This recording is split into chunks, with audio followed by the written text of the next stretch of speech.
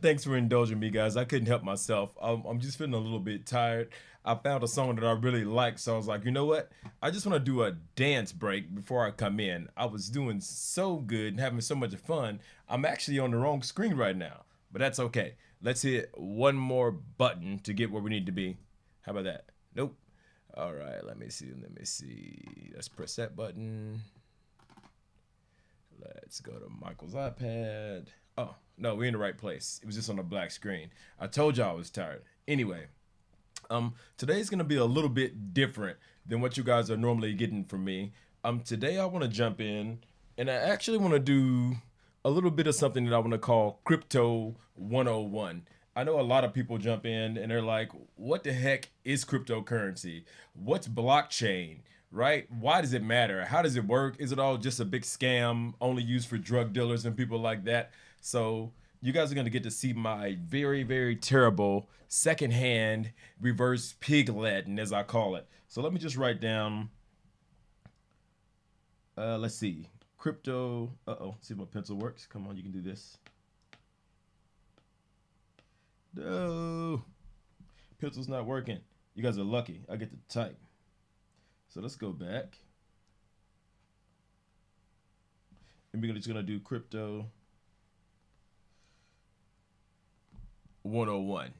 That's what this is today. We're jumping in and we're just gonna call it crypto 101. And I wanna actually talk about what crypto is, or more broadly, what the heck is a cryptocurrency? What is that? I think the term kind of is a misnomer when you call it a currency. When I think about a cryptocurrency, I think about Bitcoin, I think about Ethereum, I think about Cardano, I think about Solana, so on and so forth, right? So by a very simple definition, a cryptocurrency is actually just a token that lives on a blockchain. We're going to talk about that and what that is in a second.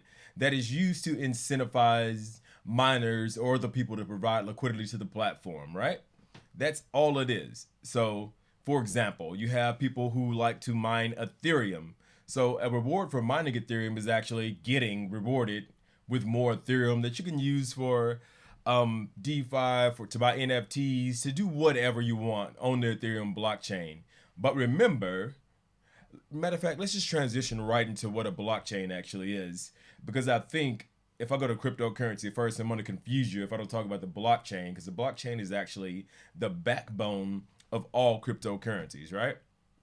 So if I think about this and I think about what a blockchain is, I kind of think about like it's just a digital ledger, right? So when I think ledger, if you're not 100 years old, you're just like, it's a record, right? So all it is for me is a record of what I have going on. So I'm just going to bring over something 1 second. So all it is for me is just a record, just like my medical records, my dental records, my banking records, all the speeding tickets I got when I was a kid, all that stuff is a ledger. But let's kind of think about this. Oh, I wish my pencil was working because I really want to draw this out. Let me try one more time. This may do it, guys. Oh, we're in business.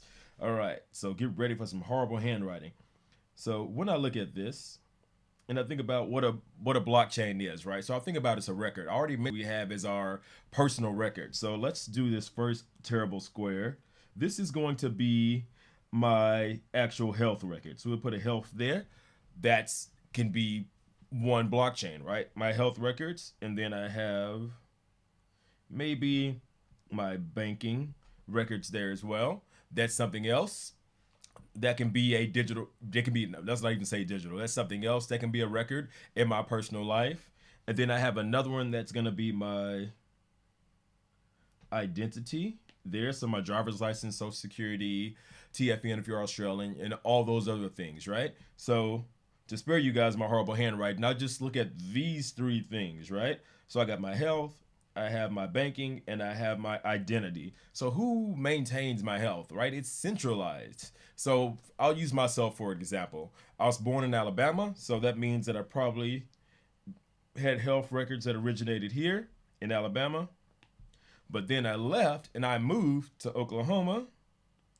So I had the health records there. Keep in mind, these are in two different places, but they never talked to each other, right? They were not connected at all. They never talk to each other. But here's where it gets interesting for somebody like me, who I like to think myself as a global citizen and somebody who traveled a lot. And then I went to the military and I lived all over the place, right? The great thing about the military, though, even though I lived in a bunch of different places, they were pretty good with maintaining my military health records. Can't fit an M in there. So they did a good job with maintaining those, and they kind of traveled with me where I went, right? But then when I left, I actually went and I did a bunch of other stuff. Then I moved here to Australia, right? So AU. And now look at all these different places that I have records at. Those aren't connected. The only place that did a good job, because they're heavily centralized as a military, of actually keeping my records centralized, right? Let's keep going. I'm just going to keep proving my point. So now I have my banking records. Mind you, I have like 3 bank accounts. I probably got more, but I don't want my wife to find out. So 1, 2, 3.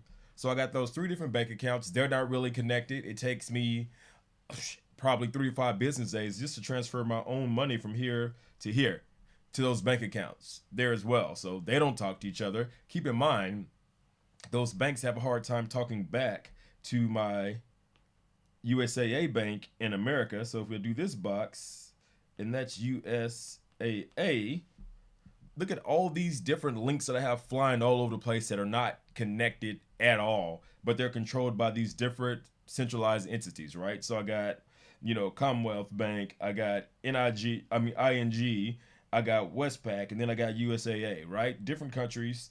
I don't even want to try to transfer any money across from those 2. I've done it before, and it's crazy fees, and it just takes forever for my money to get across to these places. Now, let's keep going. Let's talk about my identity. So this one may be simpler. So I have an identity that's kind of centralized. So I have a passport here, and I have like 2 driver's license. I told you my handwriting was bad. Don't judge me. That's a 2, I promise. So I have 2 driver's license, right? So I have, but they're not connected because one of those is Oz and one of those is USA, right? So here is what a normal centralized blockchain or records, if you will, actually look like. Look at how much of a mess that is. I got stuff all over the place. I got a health records in these different countries and different places that not talking to each other. I got these different bank accounts that don't talk to each other. I have my identity that doesn't really talk or connect to anything. Like I can't even use my American license here for anything. It just doesn't make any sense, right? But those are all centralized. Those are all controlled by other entities. Actually, I want to talk about one more little identity as well inside of here that a lot of us don't think about. But what about our social identity, right? So let's do another terrible box and do an S for social. Here's where it gets interesting, right? This is centralized. So, I have a billion Facebook accounts, Instagram, Twitch, Twitter, blah, blah, blah. I'm not going to even draw those out. But the example I want to show you is that this social identity is owned by Facebook. Like they own that, right? Twitter owns one of them. Insta owns one. TikTok, whatever. They all own different parts of my social identity, right? If you're ever curious about something being free, that probably means that you're the product. So we probably already figured out what happens with your social identity and how it's actually shared and monetized, and they allow advertisers to target you with your social identity. Same thing happens with my normal identity.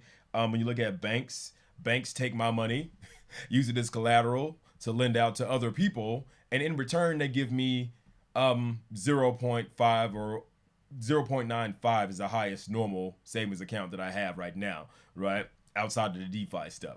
That's what they give me in return for actually using my identity. And we're not going to even get started on the health and banks, but I think you guys get the point.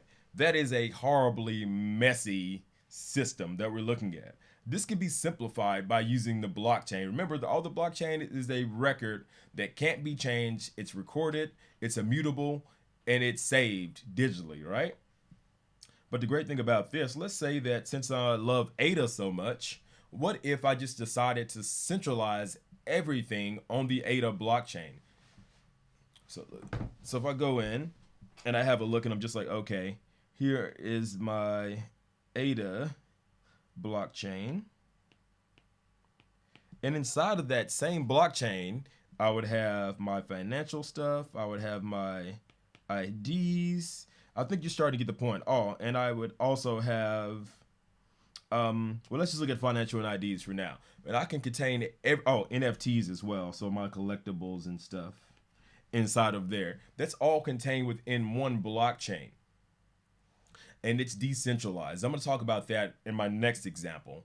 But that just gives you an example of how clean using cryptocurrencies in the blockchain can help me go from this down to something as simple as that, all contained in one ecosystem, right? So let's go a little bit further on blockchains before we move on. If my eraser works, we'll just keep going down the page. So if we go a little bit further here and have a think about it now, we're actually going to talk about cryptocurrencies now. Now that we understand the concept of single blockchain, so there's Ethereum, there's ADA, there's Bitcoin, right? So that Ethereum, ADA, and Bitcoin, those are all just simply cryptocurrencies, right?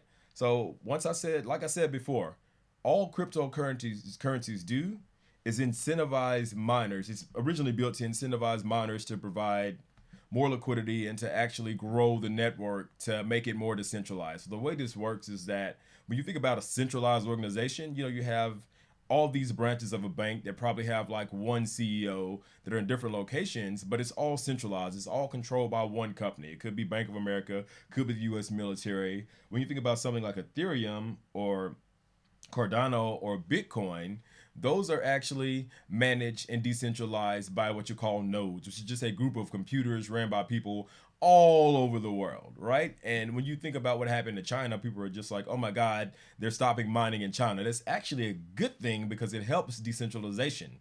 Because before it was about 60% of the hash rate or nodes or computers for Bitcoin were in China. That's dropped to an all-time low. I'm pretty sure it's less than half of that, if not a quarter right now, due to all that happened with China binding it. That's a good thing for me because I want my Bitcoin to actually be decentralized, right? So I hope this is making sense for you guys. Feel free to drop some comments if you need a little bit of clarification of this as well. But this is my first time trying to go through and explain it in detail, but I'm trying to make it as simple as possible.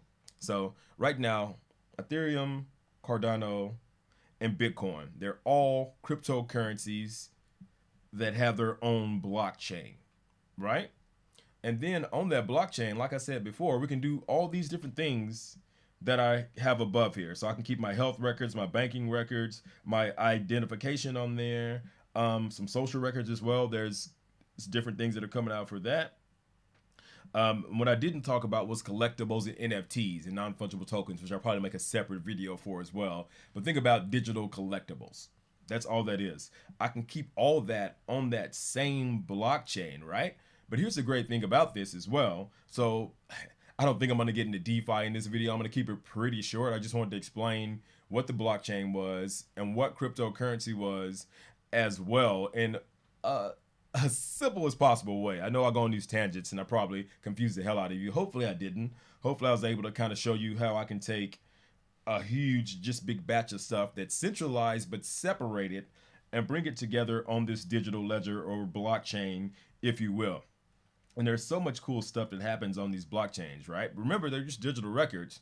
But the great thing about that, when you bring in smart contracts, which we'll talk about in another video, you can actually go in and do cool stuff like what's happening on Ethereum.